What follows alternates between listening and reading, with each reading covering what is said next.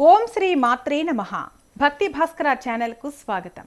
కలియుగ ప్రత్యక్ష దైవం, కోరిన కోర్కెలు తీర్చే కొంగు బంగారం ఆ వెంకటేశ్వర స్వామి కొలువై ఉన్న తిరుమల క్షేత్రం ఒక ఆధ్యాత్మిక నిలయమే కాదు, అంతు చిక్కని రహస్యాల పుట్ట కూడా. సైన్స్కు కూడా అందని ఎన్నో అద్భుతాలు ఈ ఆలయంలో నిత్యం జరుగుతూనే ఉంటాయి. భారతదేశంలో ఎన్ని పుణ్యక్షేత్రాలు ఉన్నా తిరుమల తిరుపతికి ఉండే ప్రత్యేకతే వేరు. 7 కొండల మీద వెలిసిన ఆ స్వామిని దర్శించుకోవడానికి ప్రపంచం నలుమూలల నుండి లక్షలాది మంది భక్తులు వస్తుంటారు. అయితే మనం చూసే ఆ బంగారు గోపురం, ఆ దివ్యమంగళ స్వరూపం వెనుక కొన్ని వేల ఏళ్లుగా దాగి ఉన్న రహస్యాలు ఉన్నాయని మీకు తెలుసా? ఆధునిక విజ్ఞాన శాస్త్రం కూడా వివరించలేని కొన్ని వింతలు తిరుమల గర్భాలయంలో ప్రతిరోజు జరుగుతాయి. ఈ వీడియోలో మీరు ఇప్పటి వరకు వినని, కనీసం ఊహించని ఆ 10 అద్భుత రహస్యాలను మనం వివరంగా తెలుసుకుందాం. వీడియోని ఎక్కడా స్కిప్ చేయకుండా పూర్తిగా చూడండి. తిరుమల స్వామివారి విగ్రహం శిలతో నిర్మితమైనదని మనందరికీ తెలుసు. కానీ ఆశ్చర్యకరమైన విషయం ఏమిటంటే, స్వామివారి తలపైన ఉన్న జుట్టు పట్టులా మెరుస్తూ ఎప్పుడూ చిక్కుపడకుండా ఉంటుంది. పూజారులు చెబుతున్న దాని ప్రకారం ఆ జుట్టు సహజమైన మానవ జుట్టులాగే ఉంటుంది. దీని వెనుక ఒక పురాణ గాథ ఉంది. పూర్వం స్వామివారు భూమిపై ఉన్నప్పుడు ఒక చిన్న ప్రమాదంలో ఆయన తలపైన కొద్దిగా జుట్టు ఊడిపోతుంది. అది గమనించిన గంధర్వ యువతి నీలాదేవి తన జుట్టును కోసి స్వామివారికి సమర్పిస్తుంది. ఆమె భక్తికి మెచ్చిన శ్రీనివాసుడు తన విగ్రహానికి ఎప్పటికీ ఆ జుట్టు ఉంటుందని వరమిచ్చాడట. అందుకే ఆ విగ్రహానికి ఉన్న జుట్టు ఇప్పటికీ సజీవంగా కనిపిస్తుంది. మీరు ఎప్పుడైనా గమనించారా? స్వామివారి గర్భాలయం చాలా ప్రశాంతంగా ఉంటుంది.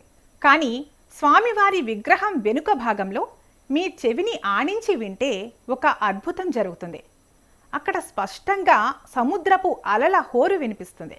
తిరుమల కొండలు సముద్ర మట్టానికి వేల అడుగుల ఎత్తులో ఉన్నప్పటికీ విగ్రహం వెనుక ఈ శబ్దం ఎలా వస్తుందనేది ఇప్పటికీ ఒక మిస్టరీ.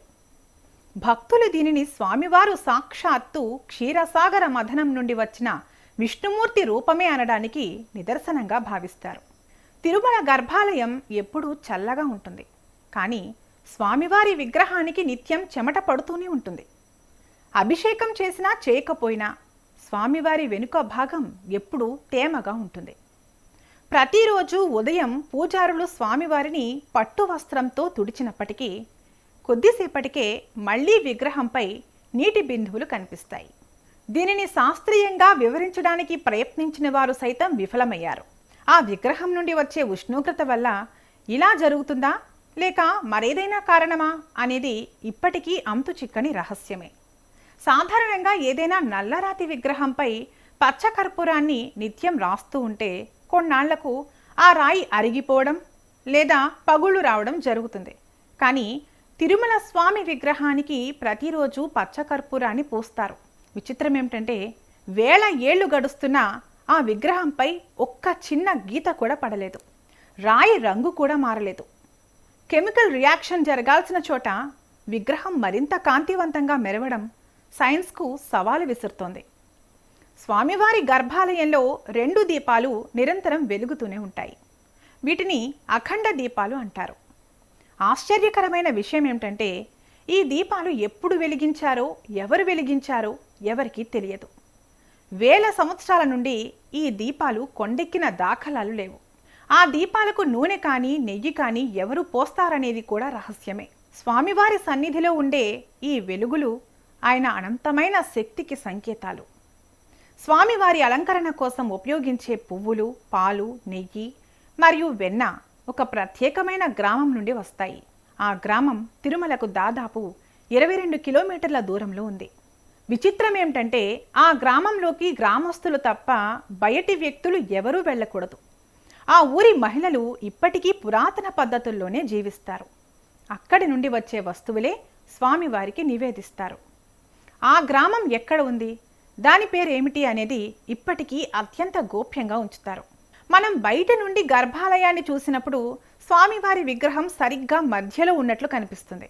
కానీ మీరు గర్భాలయం లోపలికి వెళ్ళి చూస్తే స్వామివారి విగ్రహం మధ్యలో కాకుండా కొంచెం కుడివైపునకు జరిగి ఉంటుంది. ఇది ఎందుకు ఇలా ఉందనేది ఎవరికీ తెలియదు. శిల్పకళారీత్యా చూసినా ఇది ఒక వింతే. కేవలం భక్తులకు మాత్రమే ఆయన మధ్యలో ఉన్నట్లు ఒక భ్రమ కలుగుతుంది. తిరుమల కొండల్లో శిలాతోరణం అనే అరుదైన సహజ సిద్ధమైన రాతి కట్టడం ఉంది. ఇది స్వామివారి విగ్రహం అంత పాతది. విచిత్రం ఏమిటంటే ఈ శిలాతోరణం యొక్క ఆకారం స్వామివారి తలపై ఉండే కిరీటంలాగా లేదా శంఖుచక్రాలలాగా ఉంటుంది. భూగోళ శాస్త్రవేత్తల ప్రకారం ఇలాంటి నిర్మాణాలు ప్రపంచంలో కేవలం 2 చోట్ల మాత్రమే ఉన్నాయి. ఒకటి తిరుమలలో అయితే రెండోది ఆఫ్రికాలో ఉంది. ఇది స్వామివారు ఇక్కడే కొలువై ఉండటానికి ప్రకృతి ఇచ్చిన సంకేతంగా భక్తులు నమ్ముతారు. ప్రతి గురువారం స్వామివారికి నిత్య అలంకారాలను తొలగించి కేవలం చందనంతో పూజ చేస్తారు. ఆ సమయంలో స్వామివారి వక్షస్థలంపై చందనాన్ని పూస్తారు. పూజ తర్వాత ఆ చందనాన్ని తీసి చూసినప్పుడు అక్కడ మహాలక్ష్మి అమ్మవారి రూపం స్పష్టంగా కనిపిస్తుంది. విష్ణుమూర్తి హృదయంలో లక్ష్మీదేవి నివసిస్తుందనే పురాణ సత్యాన్ని ఇది ప్రతి వారం నిరూపిస్తూనే ఉంది. స్వామివారి అభిషేకానికి ఉపయోగించే నీటిని కొండపై ఉన్న ఆకాశగంగ జలపాతం నుండి తెస్తారు.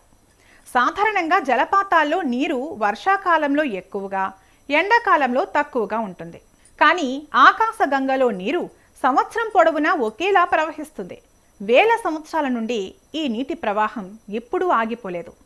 ఈ నీటి బుగ్గ ఎక్కడి నుండి వస్తుంది, భూమి లోపల దీని ఆధారం ఎక్కడ ఉంది అనేది ఇప్పటికీ ఎవరూ కనుగొనలేకపోయారు.